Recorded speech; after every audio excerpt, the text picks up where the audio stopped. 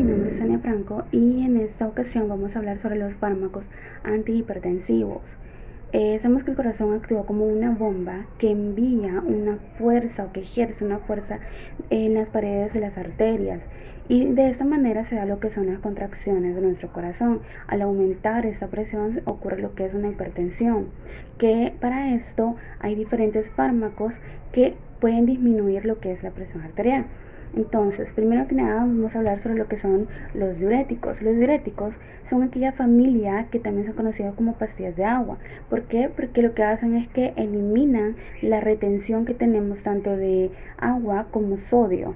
Ahora, entre estos vamos a elegir el subtipo de los tiazidas. Los tiazidas vamos a escoger el fármaco de dendroflumethiazida. Este fármaco tiene una farmacocinética en el cual se absorbe vía administración oral y se excreta vía excreción renal. Ahora, el mecanismo de acción de esto es que inhibe el transportador del sodio y de esta manera hace que se excrete más lo que son el ion sodio, el ion cloro y el agua. Ahora, en los usos terapéuticos, este fármaco está indicado en tratamiento de hipertensión, en edema, en diabetes insípidas, y en la contraindicación es que no se puede administrar en aquellos pacientes que tienen hipersensibilidad a este fármaco, a esta familia de fármacos o a las sulfonamidas. En los efectos adversos tenemos que pueden presentar vómitos como problemas gastrointestinales, también pueden presentar náuseas, por ende también presentan, en los efectos adversos pueden presentar una hiponatremia, entre otras cosas. Bien, continuando con los diuréticos, vamos a escoger el subtipo de diuréticos de asa, en este caso el furosemida. La farmacocinética de este fármaco es que se administra vía oral, tiene un metabolismo en 38 minutos se absorbe y se excreta vía renal. En el mecanismo de acción, pues lo que hace es que inhibe lo que es el transporte o sin transporte, también conocido, del sodio, potasio, cloro. En esto lo que hace es que aumenta la excreción tanto de sodio, de calcio, magnesio y de cloro. Ahora, en el uso terapéutico, para lo que está indicado es para un edema pulmonar agudo, para una insuficiencia cardíaca congestiva y también en las contraindicaciones, pues no se le debe administrar a las personas que tienen enfermedad de Addison. En los efectos adversos puede disminuir severamente el sodio y presentar una hiperuricemia. Bien, continuando con las familias, ahora vamos a escoger los simpaticolíticos. Esta familia lo que hace es que inhibe parcial o completamente los efectos del sistema nervioso simpático, actuando como bloqueadores de los receptores alfa y beta. El subtipo de familia vamos a escoger lo que son los antagonistas de los receptores beta. Ahora, en el ejemplo del fármaco va a ser el metoprolol. La farmacocinética de este fármaco lo que hace es que se administra vía oral, tiene una semivida de 4 a 6 horas y se excreta vía renal. En el mecanismo de acción lo que hace es que inhibe los receptores adrenérgicos beta 1, actuando como bloqueadores. Está indicado para la hipertensión y para la angina de pecho. En las contraindicaciones no se administra a las personas con asma, ya que estas personas tienen baja selectividad por los receptores beta. En los efectos adversos puede presentar lo que es una fatiga, bradicardia, entre otros. Bien, continuando con lo que es la familia de simpaticolíticos, ahora tomaremos el subtipo de familia, que son aquellos que son unos antagonistas de los receptores alfa y beta, es decir, que son mixtos. Tenemos como ejemplo el fármaco labetalol. La farmacocinética es que se administra vía oral y tiene una absorción completa. Se dice que su excreción aún no se ha descrito con definidad, pero se sabe que el mecanismo de acción lo que hacen es que bloquea los receptores beta 1 en el corazón y beta 2 en el músculo bronquial y actúa como un vasodilatador. En los usos terapéuticos se utiliza para la hipertensión. En las contraindicaciones, pues no se debe administrar en lo que son aquellos pacientes con hipertiroidismo, aquellos que tengan una hipotensión grave o severa, y en los efectos adversos pues pueden presentar cansancio, fatiga, vértigo, náuseas y también dolor de cabeza. Ahora seguimos con los bloqueadores de los canales de calcio. Escogimos la nifedipina, que es su farmacocinética. En sí la absorción se va a dar casi completamente por el tracto gastrointestinal. Se va a unir del 70 al 98% a las proteínas plasmáticas y va a tener distinta afinidad por diferentes tejidos. El metabolismo es por la vía hepática, por el citocromo P450 y su excreción es renal. El mecanismo de acción, lo que va a hacer es inhibir el flujo de los iones calcio al tejido miocárdico y muscular liso de las arterias coronarias y los vasos periféricos. Se va a usar para profilaxis de angina crónica, angina vasoespástica, también se va a usar para la hipertensión arterial. En sus contraindicaciones va a ser en hipersensibilidad a la nifedipina, por shock cardiogénico y por infarto agudo del miocardio. Y en sus efectos adversos vamos a tener cefaleas, vamos a tener vértigo, cansancio, puede producir edema, puede producir hipotensión arterial y también produce rubor. Con los bloqueadores de los canales de calcio vamos a tener el verapamilo, que su farmacocinética en sí se va a absorber en intestinos, su vida media es de 2 a 8 horas, se va a metabolizar en el hígado y se elimina en orina. El mecanismo de acción va a inhibir la entrada de calcio extracelular a través de las membranas de las células del miocardio y del músculo liso, también en las células contráctiles y del sistema de conducción del corazón. El uso terapéutico es para hipertensión arterial y angina de pecho. Sus contraindicaciones va a ser hipersensibilidad, shock cardiogénico, enfermedad del seno, un bloqueo auriculoventricular del 2º o 3er grado, y va a tener efectos adversos, los cuales pueden ser estreñimiento, insuficiencia cardíaca congestiva en pacientes que tienen disfunción ventricular izquierda, y también va a producir bradicardia. Seguimos con los antagonistas de la renina-angiotensina y vamos a tener a los bloqueadores de la angiotensina 2. Escogimos el losartán y su farmacocinética.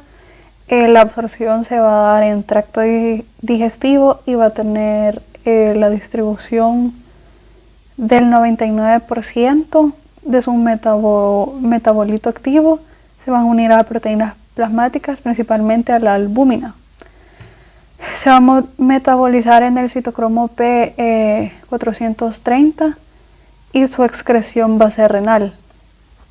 El mecanismo de acción es que va a bloquear al receptor AT1 y esto va a provocar una reducción de los efectos de la angiotensina 2. Se usa para la hipertensión arterial y también para la insuficiencia cardíaca. Y se puede usar para la protección renal de pacientes que tienen diabetes tipo 2. Va a estar contraindicado en pacientes que tienen hipersensibilidad al losartán, en niños, en embarazadas y lactancia. Y va a tener efectos secundarios que puede producir mareos, hiperpotasemia, exantema, hipotensión ortástica, cefaleas, y también puede producir molestias.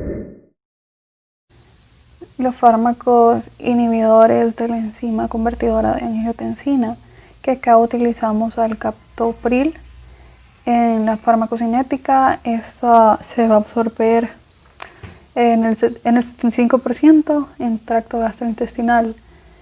Se va a reducir del 30 al 40% cuando hemos consumido alimentos. La vida media va a ser inferior a 3 horas. El metabolismo se da por vía hepática y la excreción es renal.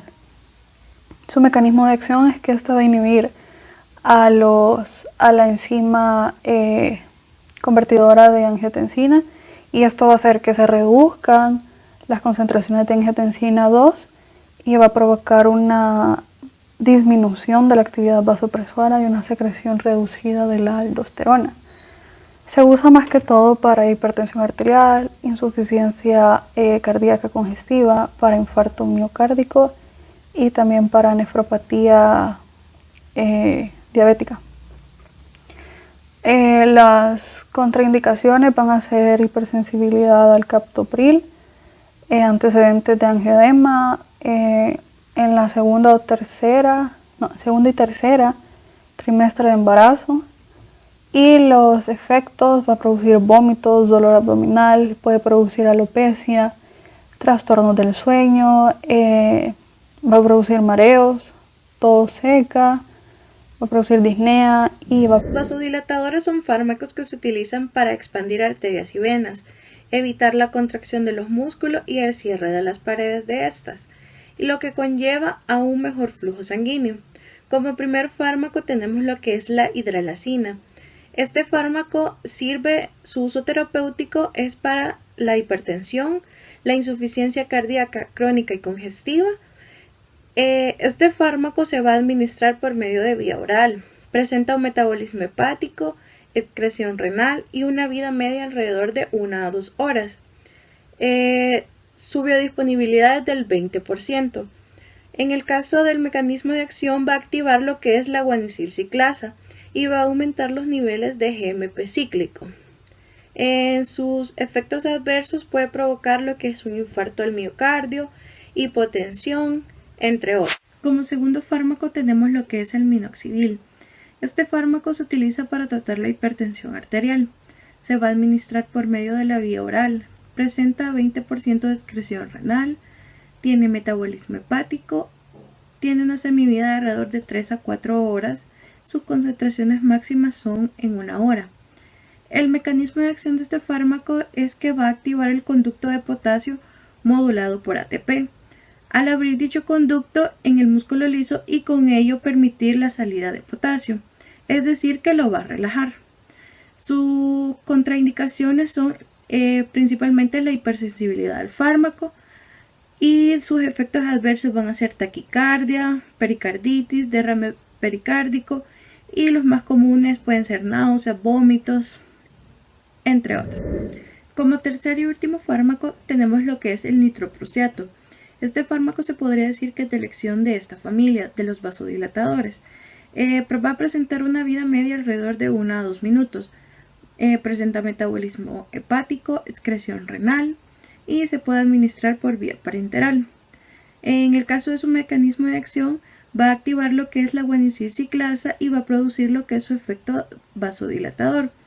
Se utiliza para tratar la hipertensión arterial, y entre sus contraindicaciones tenemos lo que es la hipertensión compensatoria por coartación de la aorta.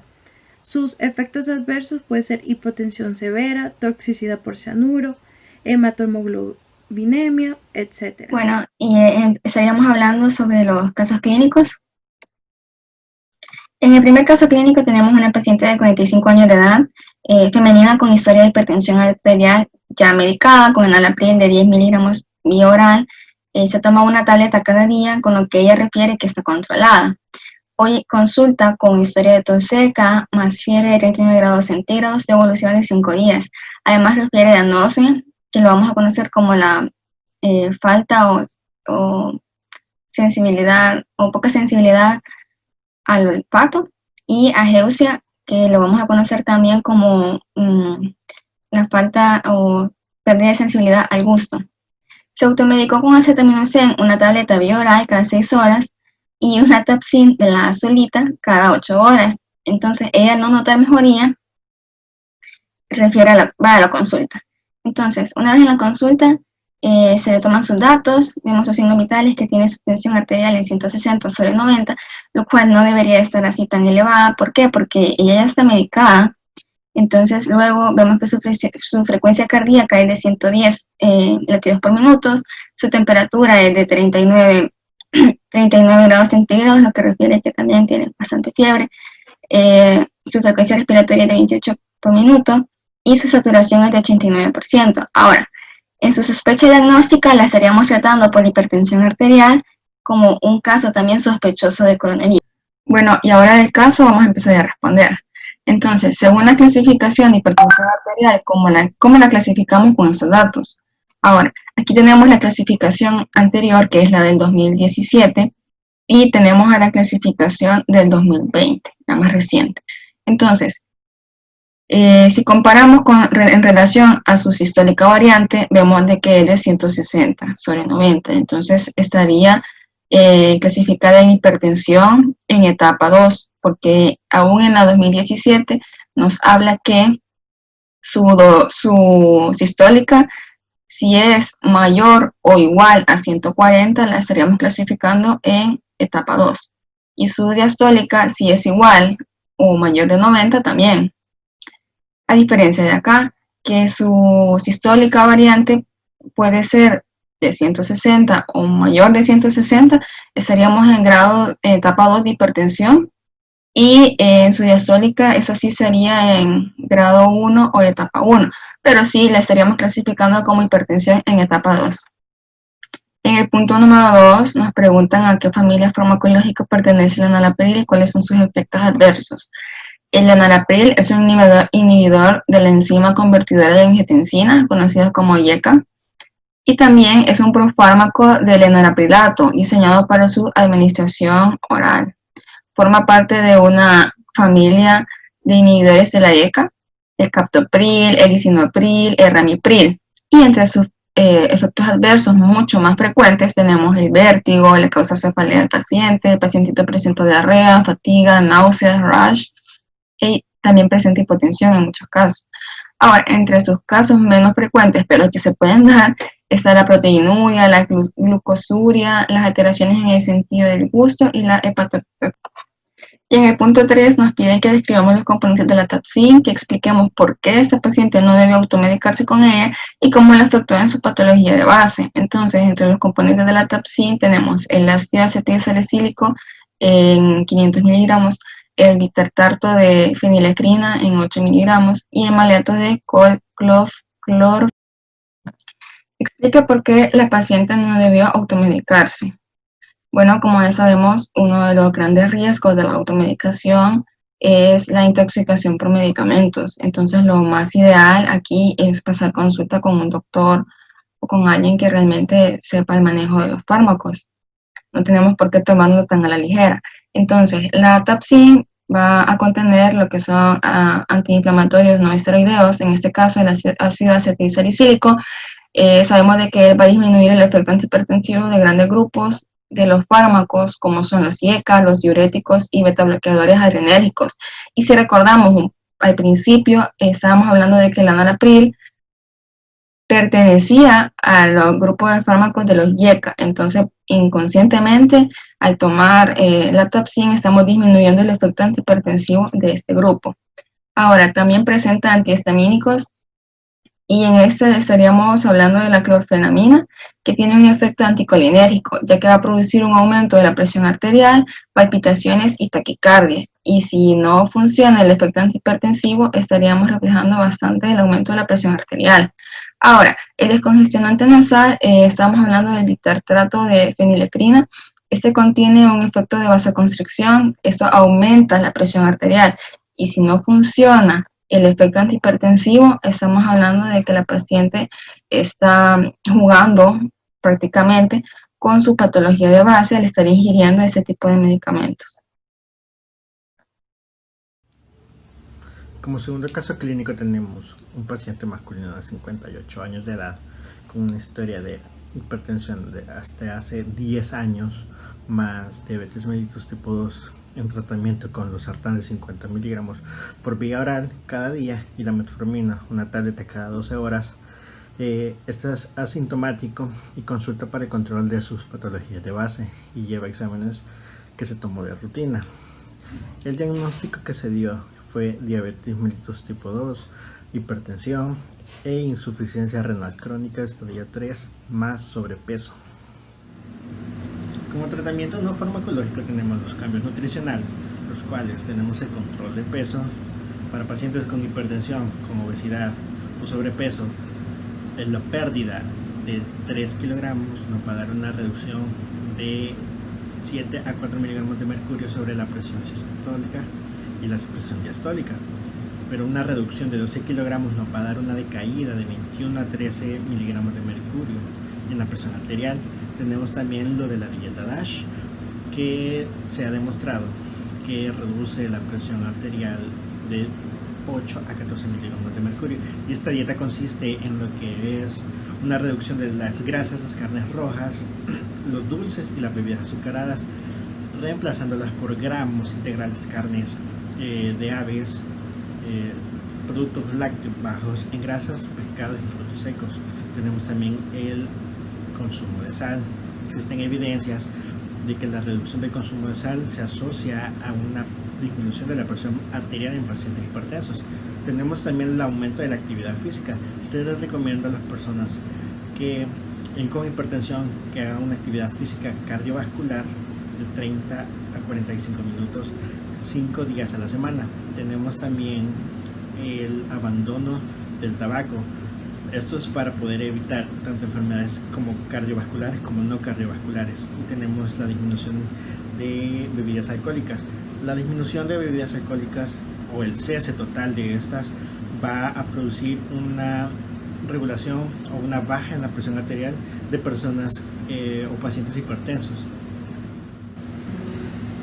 La familia farmacológica de los sartán será los antagonistas de los receptores de angiotensina 2, mejor conocidos como ARA2.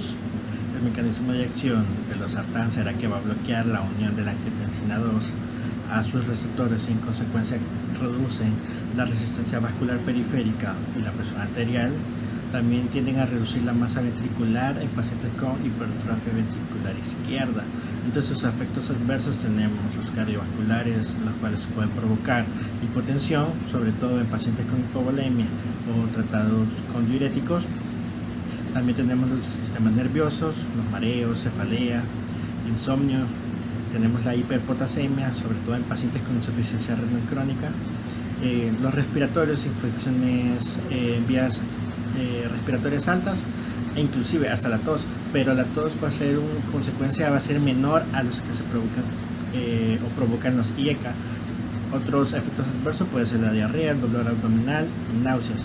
Y la dosis del fármaco para pacientes con hipertensión, una dosis inicial será de 50 miligramos cada 24 horas y una dosis máxima de 100 miligramos día.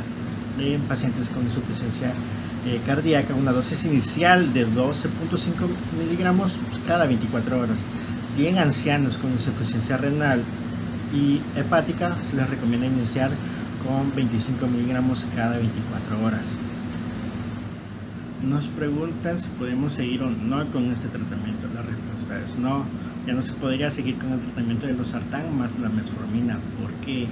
Ya que si recordamos los niveles de potasio a nivel sérico, tenemos que son de 4.5 a 5.5 miliequivalentes sobre decilitros. Otras bibliografías nos dicen que de 3.5 a 5 miliequivalentes sobre decilitro.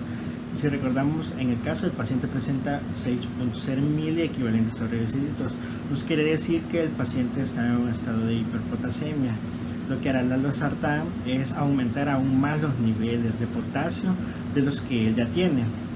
Y la metformina junto con la losartán nos van a producir o pueden llegar a producir que el paciente pueda entrar en una acidosis metabólica, porque es de recordar que la metformina está contraindicada o estrictamente contraindicada contra pacientes con insuficiencia renal, y es de recordar que nuestro paciente tiene una insuficiencia renal crónica estadio 3, es por ende que se suspende el tratamiento. La familia farmacológica de segunda opción que se puede llegar a utilizar es los antagonistas de calcio del grupo de las dihidropiridinas, ya que estos van a identificar el deterioro de la filtración glomerular, ya que esos medicamentos actúan a nivel de la bomba cardíaca directamente. Entre los fármacos que se pueden utilizar pueden ser el verapamilo con una dosis de 120 miligramos vía oral diarios y amlodipino con una dosis inicial de 5 miligramos vía oral diarios también. Para sustituir la metformina podemos utilizar la glibenclamida de la familia de las sulfonilúreas con una dosis de 5 a 20 miligramos día, una o dos veces por día inclusive. por vía oral siempre. Ahora, prosiguiendo con nuestra discusión, vamos a mencionar el fármaco antihipertensivo ideal o familia de fármacos para cada una de las siguientes situaciones clínicas. En primer lugar, tenemos la hipertensión arterial más hipertrofia prostática benigna, que aquí en este caso utilizaremos los bloqueadores alfa 1. Estos impiden la vasoconstricción simpática, disminuyendo así el tono del músculo liso prostático. En otra situación clínica tenemos la hipertensión arterial más el embarazo, que aquí utilizaremos la metildopa. Esta la utilizamos con frecuencia como un agente hipertensivo, principalmente en el tratamiento de la hipertensión de embarazo, donde tiene un registro de seguridad. En situación clínica tenemos la hipertensión arterial más el glucoma. En este caso utilizaremos la familia de los bloqueadores beta 1. En la hipertensión arterial más migraña utilizaremos también los bloqueadores beta 1, como más específico el propanolol, que en los pacientes con ataques regulares de migraña podrían beneficiarse particularmente con el uso de bloqueadores beta, por lo que varios medicamentos de esta clase son eficaces para prevenir ataques de migraña. Prosiguiendo, tenemos la hipertensión arterial más la taquicardia sinusal. En esta igualmente utilizaremos bloqueadores beta 1, ampliando así utilizado para otras indicaciones como arritmias, control de frecuencias y fibrilación auricular. La hipertensión más insuficiencia cardíaca. En individuos asintomáticos con difusión ventricular se recomienda los inhibidores de la enzima convertidora de angiotensina. En individuos sintomáticos con difusión ventricular se recomiendan los inhibidores de la enzima convertidora de angiotensina, los antagonistas receptores de angiotensina 2, los beta bloqueantes y los bloqueantes de la aldosterona. En la hipertensión más diabetes se necesitan de 2 o más fármacos para llegar a un objetivo estable. En estos tenemos los diuréticos, los tiacídicos, los bloqueantes de los canales de calcio, y entre esos tenemos los inhibidores, también los inhibidores de la enzima convertidora de angiotensina y los antagonistas receptores de la angiotensina 2. Estos dos tienen un efecto favorable sobre la diabetes, sobre el progreso de la diabetes y de la microalbuminuria. En la hipertensión más insuficiencia renal aguda y crónica se necesitan de 3 o más fármacos para poder llegar a un objetivo estable. Entre estos tenemos los inhibidores de la enzima convertidora de angiotensina y los antagonistas de los receptores de angiotensina 2. Estos dos también tienen un efecto favorable sobre el progreso de las enfermedades renales diabéticas y de las no diabéticas. En la hipertensión más hipertiroidismo vamos a utilizar los diuréticos, y en la hipertensión más cirrosis vamos a utilizar los beta bloqueantes, para ser más específicos el fármaco propanolol.